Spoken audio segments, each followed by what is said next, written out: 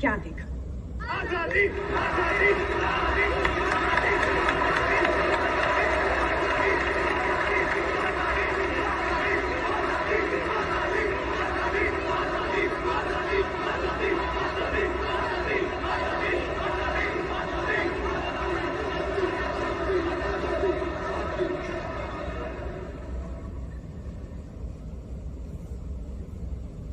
मैंने देखा एक खुला आसमान। उस आसमान के नीचे हिमालय के खूबसूरत पर्वतों से घिरी एक जन्नत है और उस जन्नत में एक ऋषि आते हैं और वहां के एक पर्वत पर बैठकर सालों तपस्या करते हैं। तपस्या यानी रिसर्च। वो रिसर्च करते हैं ताकि उस जन्नत से ज्ञान की गंगा बह सके। उन ऋषि का नाम था ऋषि कश्यप और उन्हीं के नाम पर इस जन्नत का नाम रखा गया Kashmir. Good opening, very inclusive. फिर मैंने देखा शंकराचार्य केरला से पैदल चलते हुए कश्मीर पहुंचे। केरला से कश्मीर जी, उनके पास कोई पुष्पक विमान नहीं था, सो ही लिटरली वॉक्ड।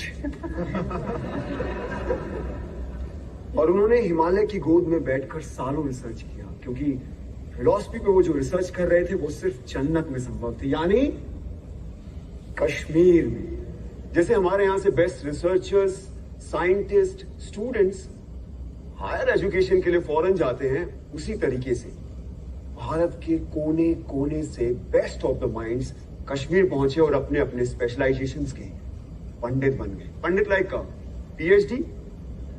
मैंने देखा अभिनव गुप्त और उत्पल देव फिलॉसफी पर रिसर्च कर रहे हैं, लोगाक्षी एस्ट्रोनॉमी पर। He was the first astronomer in the world. Charak और वाग्भट आयुर्वेद पर, Sushruta medical science, Panini grammar, Vateshvara trigonometry, Suyya hydraulic engineering, Jain Bhatt law, Kalidas और Rudrata Sanskrit literature, Bhama aesthetics, Sharangdev musicology, Vasugupta और Somananda Advaita, Kalhan history, Vishnu Sharma moral science, Panchatantra उन्होंने लिखा। मैंने देखा राजा ललितादित्य के शौर्य और पराक्रम को, मैंने सुना ललेश्वरी के वाक को। ये जो फिल्में, टीवी, थिएटर, वेब सीरीज, यानी जो कुछ भी हम नेटफ्लिक्स पे देखते हैं, ड्रामा, इस ड्रामा की साइंस यानी नाट्य शास्त्र, जिसे 5वां वेद भी कहा गया है, उसे भरत मुनि ने कश्मीर में ही लिखा। मैंने देखा धीरे धीरे इन हजारों लाखों पंडितों ने कश्मीर को असली जन्नत बना दिया। Kashmir became the seal of quality. इसीलिए ग्रीक्स ने कहा था Kashmir is the cradle of civilisation. Kashmir first millennial की सिलिकॉन वैली थी। ये सब mythology, it's all a lie. Bingo. Don't worry, I think this is all a built up. ये झूठ है और मुझे भी लगता है, क्योंकि हमें तो किसी स्कूल में, कॉलेज में या फिर मेन स्ट्रीम हिस्ट्री की बुक में ये सब नहीं पढ़ाया गया। क्यों मैम? ये झूठ है ना, तभी तो नहीं पढ़ाया होगा। लेकिन अगर ये झूठ है तो फिर बुद्धिस्ट कश्मीर क्यों है? नागसेन और रवि गुप्त क्यों है? वो इसलिए आए क्योंकि Kashmir was the centre of knowledge. ये इन्फो वॉर, नॉलेज का वॉर आज का नहीं है, सदियों से चला आ रहा है।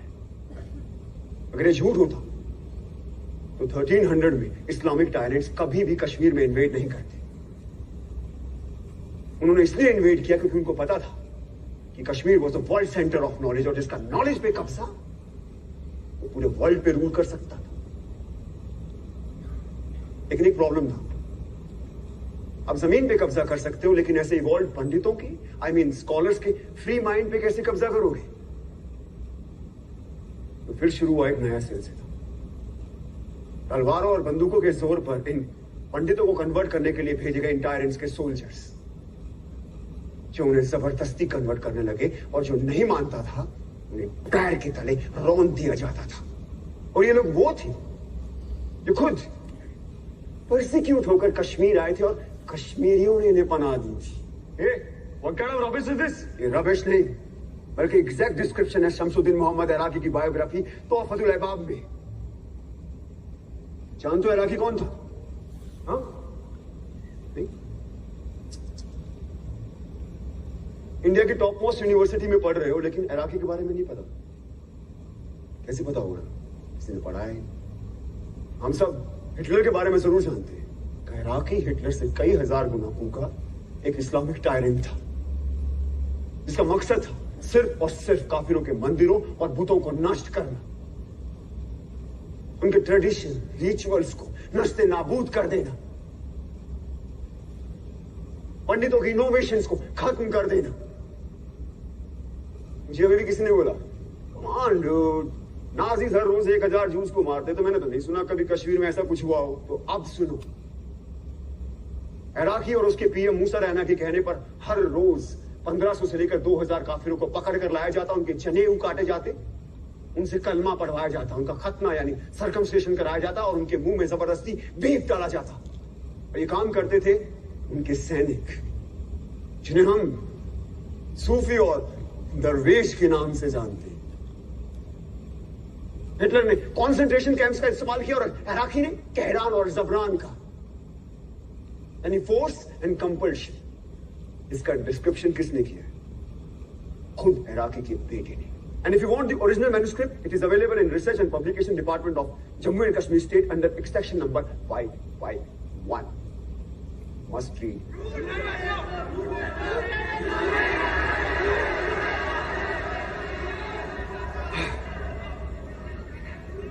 कश्मीर का सच इतना सच है कि हमें हमेशा झूठ ही लगता है।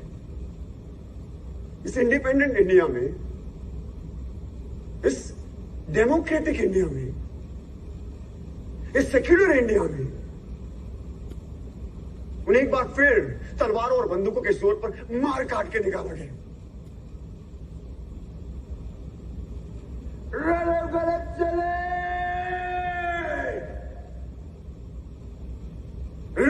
गलत चले।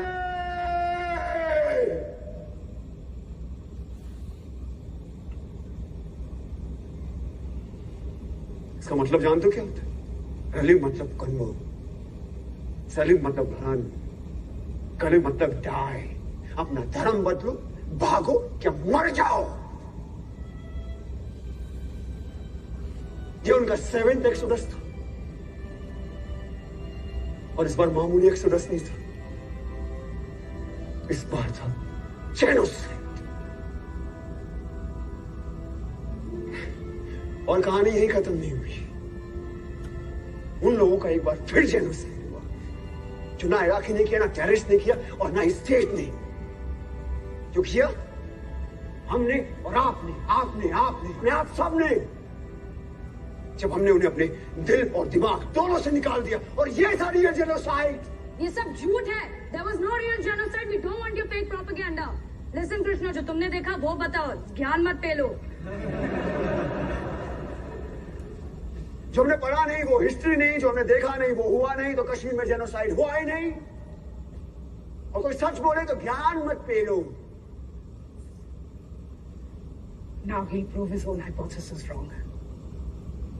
I don't bet on ordinary horses. जिस नॉलेज के लिए कश्मीर क्रेडल ऑफ सिविलाइजेशन कहलाता था, कभी हमने उसने नेशनल हेरिटेज की तरह समझा ही नहीं। और आज ये भारत का नॉलेज सेंटर एक्सटेंड होता जा रहा है, हमें उसकी खबर भी नहीं। से शेम शेम शेम। हमने मरने वाले को क्यों मार दिया? क्यों मरने वाले सिर्फ कश्मीरी थे, ना कि भारतीय?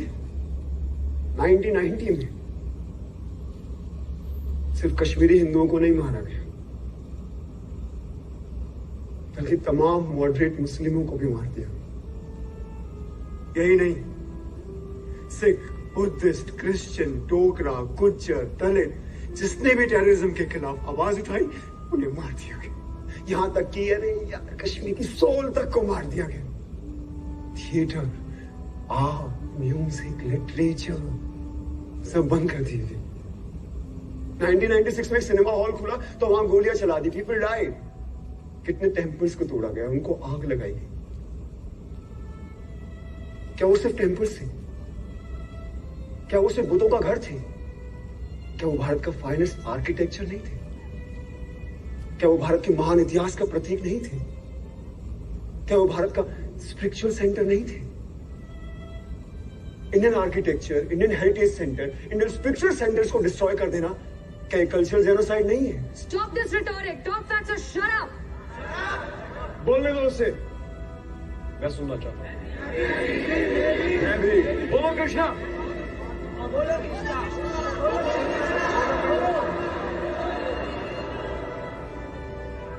बिट्टा ने ओपनली टीवी इंटरव्यू में एक्सेप्ट किया कि उसने 20 मासूम लोगों को मार डाला। अरे जिसने दिन दहाड़े एयरफोर्स ऑफिसर्स को मार डाला उसे इंडिया के टॉप पोस्ट ऑफिस में इनवाइट किया जाता है। क्या ये एडमिनिस्ट्रेटिव जेनोसाइड नहीं है? हाँ, जब ये फंक्शन खत्म होगा तो आप लोग कहां जाएंगे? आपके घर। और हमें हमारे घर जाने से किसका बाप नहीं रोक सकता। लेकिन क्या कश्मीरी पंडितों को वापस अपने घर कश्मीर जाने का मौका मिलेगा? Is this justice?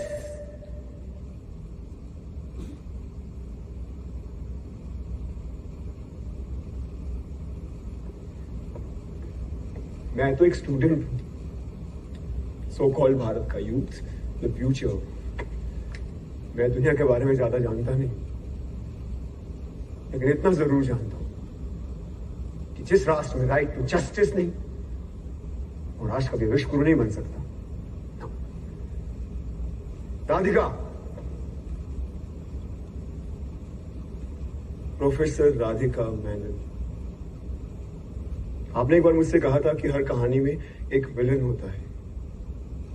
बिल्कुल होता है, लेकिन उससे बुरा विलन कोई नहीं जो एक बच्चे से उसकी मां को छीन ले। कहा जाता है कि जिस जमीन से आपकी जड़ें जुड़ी होती है ना, वो जमीन आपकी मां होती है। तो हाँ, है कश्मीर मेरी मां।